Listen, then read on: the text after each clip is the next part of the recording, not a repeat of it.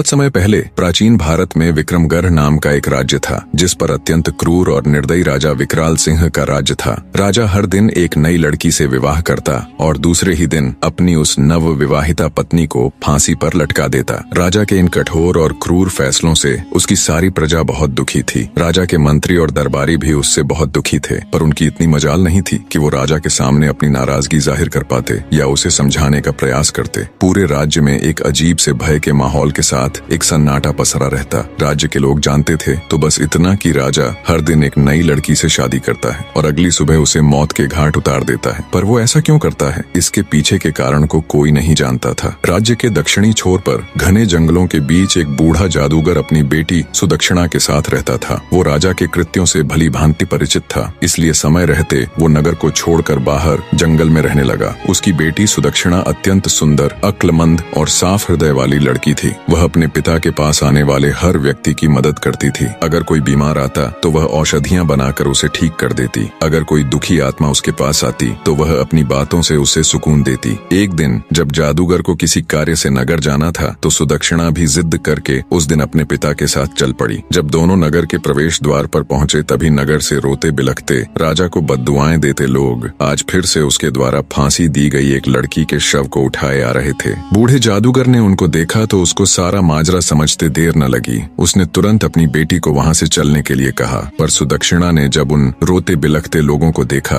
तो उसका हृदय द्रवित हो उठा। वो बोली, नहीं पिताजी, पहले मुझे ये जानना है कि ये लोग क्यों इतने दुखी हैं और क्यों ये राजा को भला बुरा कह रहे हैं। जादूगर के बहुत समझाने पर भी वो वहां से नहीं गई। कुछ लोगों से जब उसने इसका कारण पूछा तो लोगों ने उसे एक बार के लिए अजीब निगाह से देखा और बोले, क्या तुम्हें कुछ नहीं पता? सुदक्षिणा के मना करने पर उन लोगों ने अपनी पूरी पीड़ा भरी दास्तान उसके सामने कह सुनाई। सारी बात सुन सुदक्षिणा एकदम सन्न रह गई। कुछ देर बाद वो अपने होश संभाल अपने पिता से बोली, पिताजी, मैं राजा के साथ विवाह करना चाहती हूँ। बेटी के मुख से ये बात सुन जादूगर सकते में आ गया और बोला, बेटी, क्या तुम पागल हो गई हो जो ऐसी बात कह रही हो? तुमने अभी सुना ना कि राजा दूसरे ही दिन अपनी पत्नी की हत्या करवा देता है। सुदक्षिणा बोली, पिताजी, मुझे अच्छे से पता है मैं क्या कह रही हूँ। आप तो बस मुझे राजा के पास जाने की इजाजत दीजिए। अगर मैं अपनी बुद्धि, करुणा और सत्य के बल पर एक निर्दयी व्यक्ति को बदल सकती हूँ तो यह मेरे जीवन की सबसे बड़ी उपलब्धि होगी, वरना एक दिन मरना तो सभी को है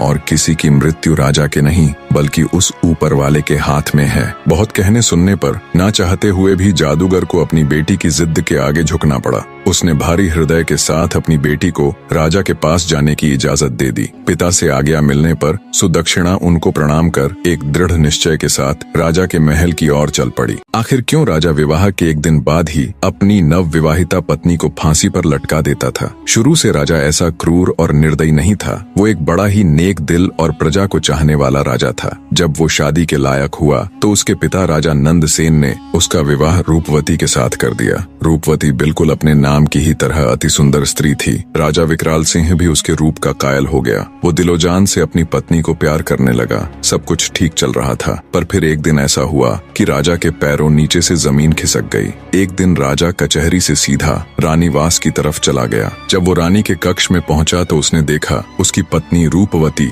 एक गुलाम के साथ इश्क लड़ा रही है। ये देख राजा विकराल सिंह का संसार उजड़ गया। उसने तुरंत अपनी पत्नी और उस गुलाम को जिंदा एक दीवार में चुनवा दिया। रानी रूपवती की मृत्यु उपरांत राजा एक गुमनामी के समुंदर में डूबता चला गया। उसने सबसे मिलना जुलना बंद कर दिया, कचहरी दरबार जाना छोड़ दिया। बस एक अंधेरे कमरे में ही खुद को बंद रखने लगा। राजा जब भी आंखें बंद करता उसे अपनी पत्नी और गुलाम का वो दृश्य याद आता। समय बीता पर वो दृश्य राजा भूल नहीं पा रहा था। बस वहीं से राजा के अंदर एक राक्षस ने जन्म ले लिया और वो प्रतिशोध की अग्नि में जलने लगा। राजा ने मंजे हुए चित्रकारों को बुलाकर रानी संग गुलाम का वो दृश्य ज्यों का त्यों बनवा लिया और उस तस्वीर को अपने शयन कक्ष में टंगवा दिया। अपनी पत्नी की बेवफाई से राजा इस कदर आहत हुआ कि उसे अब पूरी औरत जात ही बेवफा लगने लगी। उसके दिल में औरतों के प्रति ये नफरत की आग कभी कम न हो, इसलिए उसने उस पल की वो तस्वीर बनवा कर अपने कमरे में लगवा ली। क्रोधाग्नि में अंधे राजा ने फैसला किया कि वो हर दिन एक नई स्त्री से विवाह करेगा और अगले दिन उसको मौत के घाट उतरवा देगा। शुरू में राजा के इस दर्दनाक फैसले को लेकर मंत्रियों ने उसे बहुत समझाया,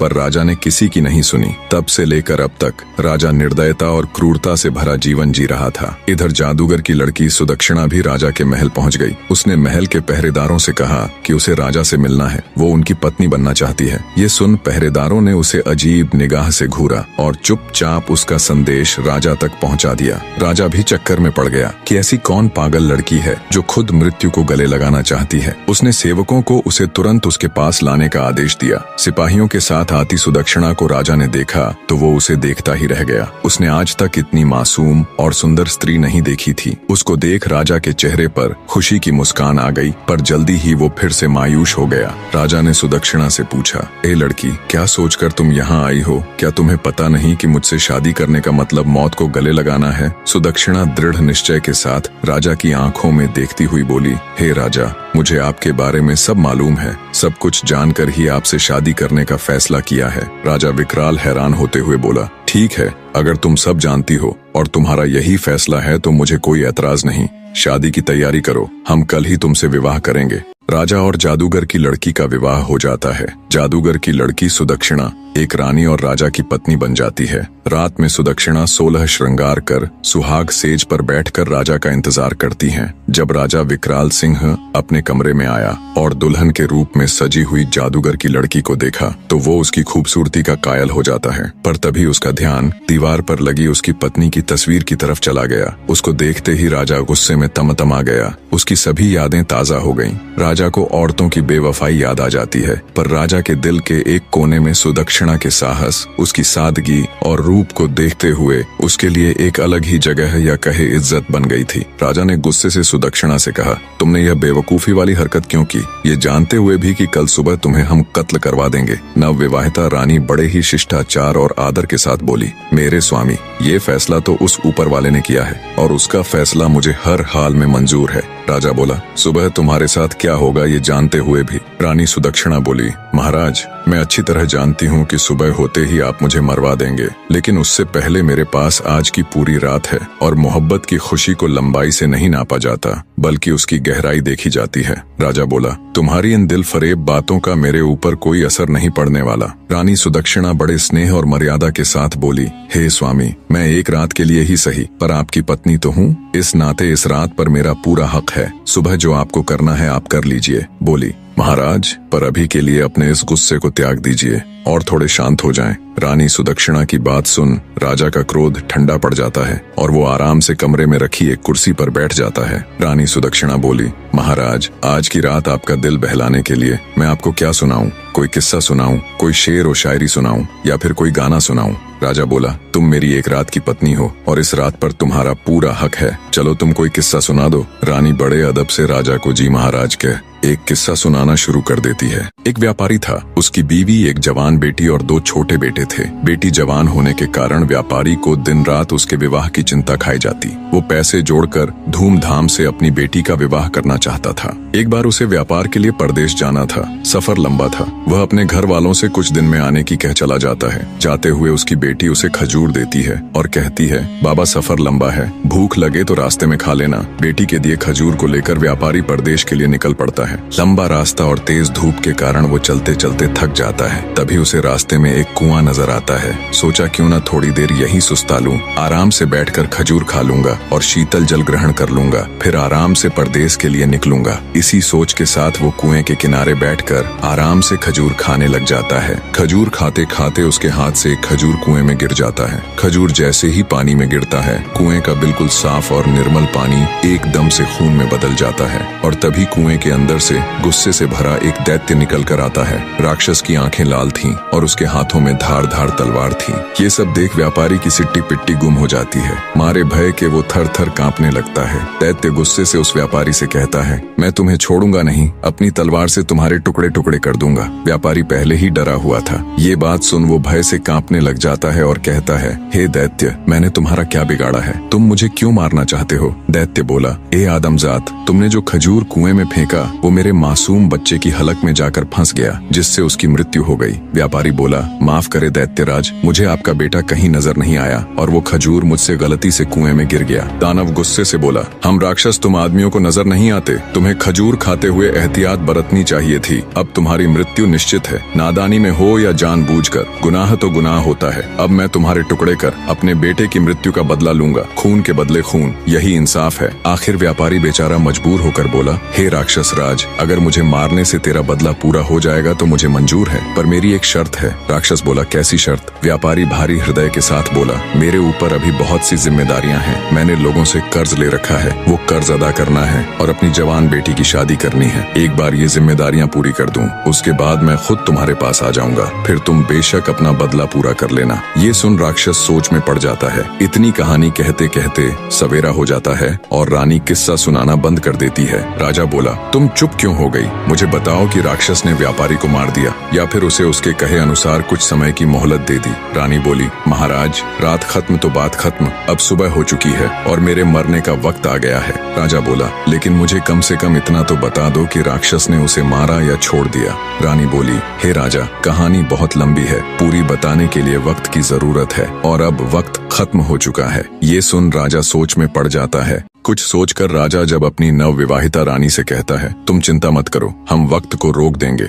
हम तुम्हें एक दिन की जिंदगी और प्रदान करते हैं, अब तुम किस्सा सुनाओ। तब रानी बोली, नहीं मेरे सरताज, किस्से तो रातों को सुनाए जाते हैं, सुबह का वक्त हो चला है, आप अपने राजसी कार्य कीजिए, आगे का किस्सा तो मैं रात को ही सुनाऊंगी। ये सुन राजा सोचता है, कितनी ही लड़कियां मेरे पास आईं और मौत के घाट उतार दी गई, सबके चेहरे पर मौत का भय साफ नजर आता था, पर इसके चेहरे पर तो भय नाम की कोई चीज ही नहीं है। खैर, इसका किस्सा मुझे बहुत दिलचस्प लगा है, इसलिए इसकी जान सिर्फ आज के लिए बख्श दी, कल इसका भी वही हाल होगा। राजा वहाँ से चला जाता है और अपने दिन भर के राजसी कार्यों में व्यस्त हो जाता है। इधर रानी हाथ जोड़ उस ऊपर वाले से प्रार्थना करती है, हे मालिक, हे परमेश्वर, मेरे पति को सद्बुद्धि देना, उसके इन पाप कृत्य को क्षमा करना और उसे सही रास्ता दिखाना प्रभु। शाम का वक्त हो जाता है। राजा बेसब्री के साथ कमरे में आता है और कहता है, रानी अब जल्दी से किस्सा सुनाना शुरू कीजिए। राजा की बेसब्री देख रानी कहती है, थोड़ा सब्र रखो महाराज, मैं आपके लिए खाना लगा देती हूँ, पहले भोजन ग्रहण कर लीजिए, फिर मैं आगे का किस्सा सुनाना प्रारंभ कर दूंगी। और राजा को खाना परोस देती है। राजा बोला, ये तो नौकरों के काम है, तुम ये क्यों कर रही हो? रानी बड़े प्यार से बोली, नहीं मेरे स्वामी, यह एक पत्नी का कर्तव्य होता है कि वो अपने पति का ख्याल रखे। राजा बोला, तुम्हें कौन सा मेरे साथ पूरा जीवन व्यतीत करना है, और वैसे भी आज की रात के बाद तो ये काम नौकरों ने ही करने हैं। रानी बोली, हे स्वामी, आज की रात ही सही, पर आपकी सेवा करने का मौका तो मिला, मरते समय सुकून से मर सकूंगी, जितना भी समय मिला अपने पति की सेवा तो की। ये सुनकर राजा के दिल को बहुत सुकून मिला, लेकिन तभी उसको अपनी बीवी की बेवफाई याद आ गई। राजा गुस्से से बोला, ये फालतू की बातें मुझसे ना करो और जल्दी से किस्सा सुनाना शुरू करो। राजा की बात सुन रानी किस्सा सुनाना शुरू कर देती है। व्यापारी की बात सुन थोड़ी देर विचार कर दैत्य बोला, अगर मैं तुम्हें कुछ समय की मोहलत दे दूं तो क्या गारंटी है कि तुम वापस आओगे? व्यापारी बोला, हे राक्षस राज, उस ऊपर वाले की कसम खाकर कहता हूँ कि मैं अपने कामों को अंजाम देकर यहाँ जरूर आऊंगा और खुद को तुम्हारे हवाले कर दूंगा, मेरा विश्वास करो। दैत्य बोला, ठीक है, मैं तुम्हें 40 दिन की मोहलत देता हूँ। व्यापारी दैत्य का शुक्रिया करते हुए अपने घर की तरफ चल देता है। कुछ दिन के सफर के बाद वो अपने घर पहुँच जाता है। व्यापारी को घर आया देख उसके बीवी बच्चे खुश हो जाते हैं। उसकी पत्नी कहती है, स्वामी,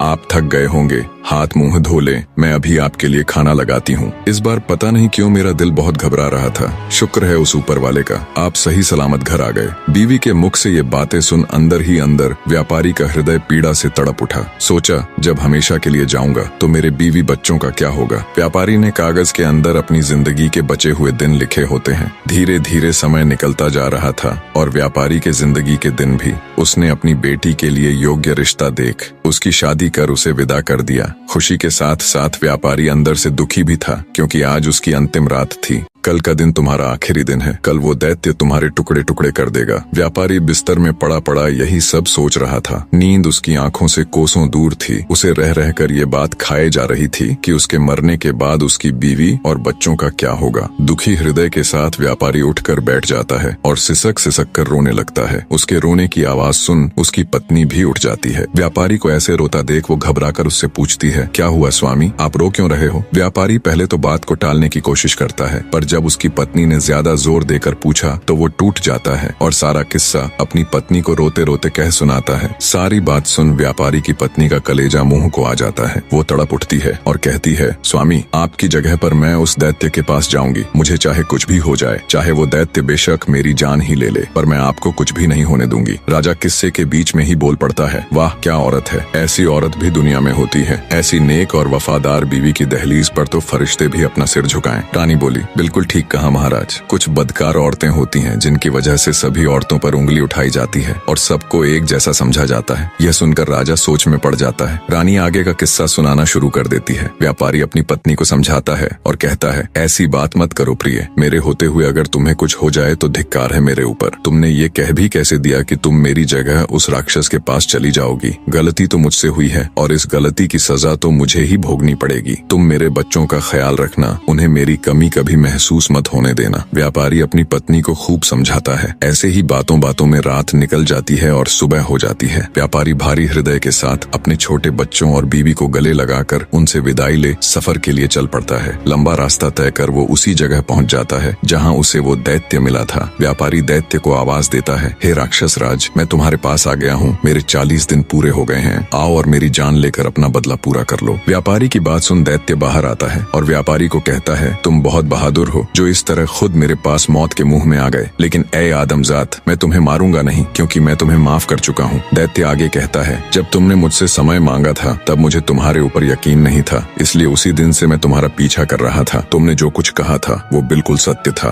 अब जाओ और अपने बीवी बच्चों को संभालो, तुम्हारे बिना उनका रो रो कर बुरा हाल है। दैत्य के मुख से ये बातें सुन व्यापारी की खुशी का ठिकाना नहीं रहा। उसने उस दैत्य का हाथ जोड़ शुक्रिया किया। किस्सा जब समाप्त हुआ तब तक राजा पूरी तरह भावुक हो चुका था। वो अब रानी की तरफ प्यार भरी नजरों से देख रहा था। रानी बोली, हे महाराज, सभी औरतें बिल्कुल भी एक जैसी नहीं होती और जब तक आप उस तस्वीर को अपने कमरे से नहीं हटा दोगे तब तक आपकी पीड़ा कभी कम नहीं होगी और आप हर औरत को बदकार ही समझेंगे। इतना सुन राजा अपनी बेवफा पत्नी की वो तस्वीर फाड़कर उसे नष्ट कर देता है और रानी के हाथों को अपने हाथ में लेकर कहता है, हे रानी, आज तुमने मेरा हृदय परिवर्तित कर दिया। मुझ पापी से पता नहीं कितने पाप हुए हैं। हे रानी, तुम धन्य हो, आज तुमने मेरी आंखें खोल दी। रानी बोली, हे महाराज, आप मुझे मारना चाहे तो बेशक मार दे, लेकिन मेरी एक शर्त है कि आप मुझे सिपाहियों के हाथों से नहीं बल्कि खुद अपने हाथों से मारे। मुझे यह बिल्कुल भी गवारा नहीं कि मुझे कोई सिपाही हाथ लगाए। आपके हाथों से मरूंगी तो मेरी रूह को सुकून मिलेगा। राजा बोला, नहीं मेरी रानी, मैं तुम्हें कुछ नहीं करूंगा। मेरा खोखला भ्रम तोड़कर एक जिल्लत भरी जिंदगी से बाहर निकालने वाली देवी हो तुम। हे मेरी प्रिय, मैं हमेशा तुम्हें अपनी पलकों पर बिठा कर रखूंगा। जो और जितना पाप मैंने किया है, शायद उसके लिए वो ऊपर वाला मुझे कदापि माफ न करे, पर बची हुई जिंदगी में मैं सिर्फ खुशियां बांटना चाहता हूँ अपनी प्रजा और तुम्हारे साथ। उधर जब जादूगर को ये बात पता चली कि उसकी बेटी बिल्कुल सही सलामत ही नहीं बल्कि राजा की आंख खोलने वाली उसकी चहेती रानी बन गई है और राजा अब एक नेक इंसान बन गया है, तो उसकी भी खुशी का कोई ठिकाना नहीं रहा। राजा विकराल सिंह रानी सुदक्षिणा के साथ एक हंसी खुशी जीवन व्यतीत करता है। निष्कर्ष, व्यापारी ने अपनी गलती की सजा स्वीकार की, लेकिन उसकी पत्नी और बेटी की निष्ठा और प्रेम ने उसे अंततः एक नई राह दिखाई। राक्षस ने उसकी ईमानदारी और समर्पण को देखकर उसे माफ कर दिया और वह घर लौटने में सफल हुआ। राजा ने रानी की समझदारी और बलिदान को समझा और अपनी पुरानी पीड़ा से मुक्ति पाई। यह कहानी बताती है कि सच्चे प्रेम और नैतिकता की शक्ति से ही जीवन में बदलाव लाया जा सकता है। कहानी में अंत तक बने रहने के लिए आप सबका एक बार फिर से तहे दिल से धन्यवाद। कमेंट करके स्टोरी कैसी लगी अपनी राय जरूर दीजिए और आपके ध्यान में कोई ऐसी कहानी है जिसे आप एक बेहतरीन वीडियो के रूप में देखना चाहे तो जरूर बताएं।